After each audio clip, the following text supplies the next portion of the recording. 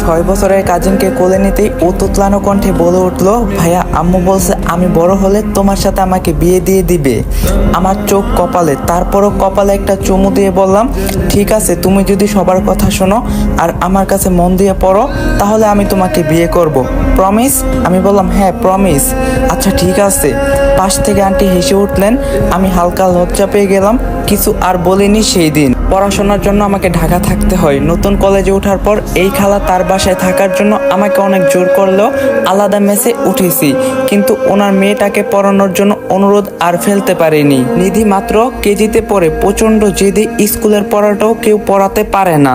আশ্চর্য হলো এই জেদি পিচ্ছিটা আমার কাছে নীরব হয়ে যায়। অনেক সময় পড়াতে এসে খাইয়ে পর্যন্ত দেই, এমন করেই রোজ চলছে।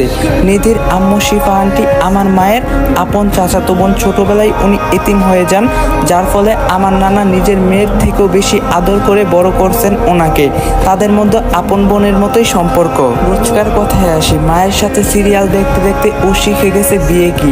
আবার একটা জায়গায় সে দেখেছে বিয়ে করলে নাকি আদর করে বেশি। এই যে আমি ওকে পড়ার জন্য প্রতিদিন চকলেট দেই বা ট্রিট দেই, যদি আমাকে ও বিয়ে করে তাহলে হয়তো আরো বেশি দিব, সেই আশায় আছে। বিষয়টা হাস্যকর হলো, ছোট্ট এই মেয়ে আমার জীবনের সাথে এতটা জড়িয়ে যাবে ভাবিনি। সেই দিন আন্টির কথা শুনে হেসেছিলাম, কি জাদু করছো আমার মেয়েকে নিহাল, ও তো সারাদিন তোমাকে বিয়ে করার কথা বলে। হাসির সাথে বিষয়টা কাটিয়ে গিয়েছিলাম। সেদিন কলেজের দিনগুলোতে নিধিকে আমি পড়িয়েছি। শেষ সময়টা কাটিয়ে নিজের এলাকাতে চলে আসি। খুব কমই যাওয়া হতো আন্টিদের বাসায়। নানু বাড়িতে বিশেষ কাজ ছাড়া যাওয়া হতোই না। ভার্সিটির ক্লাস, জবের প্রিপারেশনে এসবের ভিড়ে পুরনো ছোট ছোট স্মৃতিগুলো ভুলেই গিয়েছিলাম। আস্তে আস্তে চাকরি হলো, আমি বড় হয়ে গেলাম। পরিবারের হাল ধরতে ধরতে আত্মীয় স্বজনদের সাথে যোগাযোগটা আর আগের মতো হয়ে ওঠে না। গাইস, এই ভিডিওটি স্পন্সর করছে 1x। তোমরা তো 1x এর নাম শুনছোই। 1x হলো নাম্বার 1 ট্রাস্টেড সাইট। তোমার যদি ক্রিকেটে জ্ঞান থাকে তাহলে তুমি ক্রিকেট থেকে ভালো টাকা আর্ন করতে পারবা। তোমার যদি ফুটবলে ভালো জ্ঞান থাকে তোমরা ফুটবল থেকে ভালো টাকা আর্ন করতে পারবা। এছাড়াও সেখানে অনেক প্রকার গেম আছে যেটা খেলে তোমরা টাকা আর্ন করতে পারবা। এবং আমার প্রোমো কোড ইউজ করে ফার্স্ট ডিপোজিটে 200% বোনাস পেয়ে যাবা। সাথে আছে আইফোন 14 প্রো ম্যাক্স জেতার সুযোগ। সো লিংক থাকবে পিন কমেন্টে। 11 বছর পার হয়ে গেছে, আমার বিয়ে ঠিক হলো। মায়ের পছন্দ মেয়ে। বিয়ের আসর জমতেই কানাঘুনা শুরু হয়ে গেল। মুখে রুমাল দিয়ে চুপচাপ বসে আছি। পাশ থেকে এক বন্ধু এসে কানে কানে বলল, এই নিহাল শুনছো কাহিনী? আমি বললাম কি হয়েছে? আরে তোর বউ ভাগছে, সবার কথা শুনতাছস না?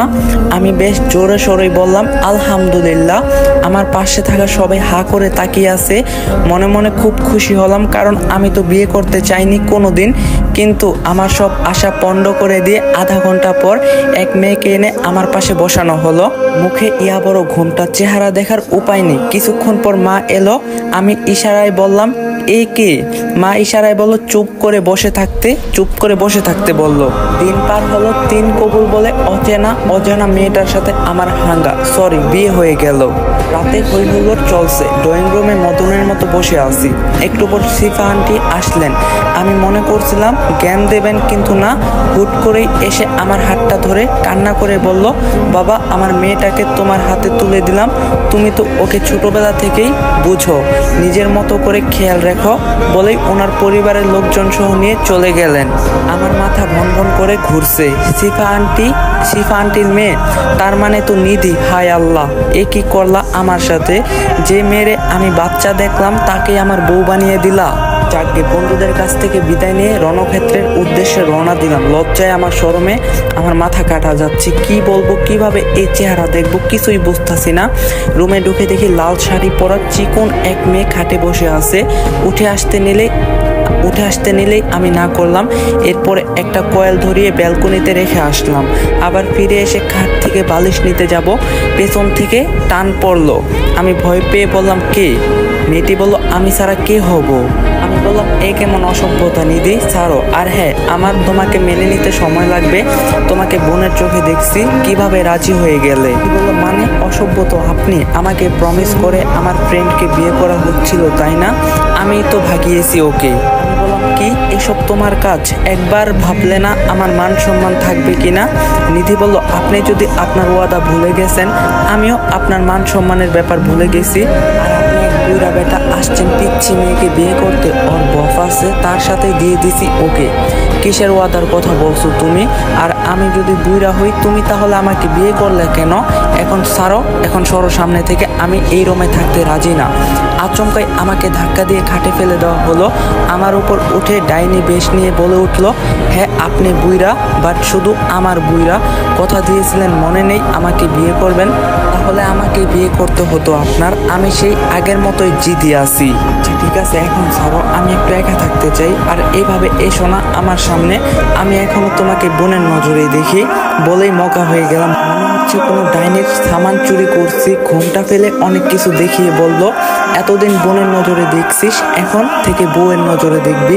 বলেই অনেক কিছু দেখিয়ে দিল। এরপর আর কি, আমার মতো এক অবলা অসহায় পুরুষকে নির্যাতন করা হলো। তারপর যা দেখছি আর কিছু মনে নেই আমার, কারণ লাইট অফ করা ছিল। গাইস, এই ছোট্ট গল্পটা এখানেই সমাপ্ত। আর I am so so so so sorry man.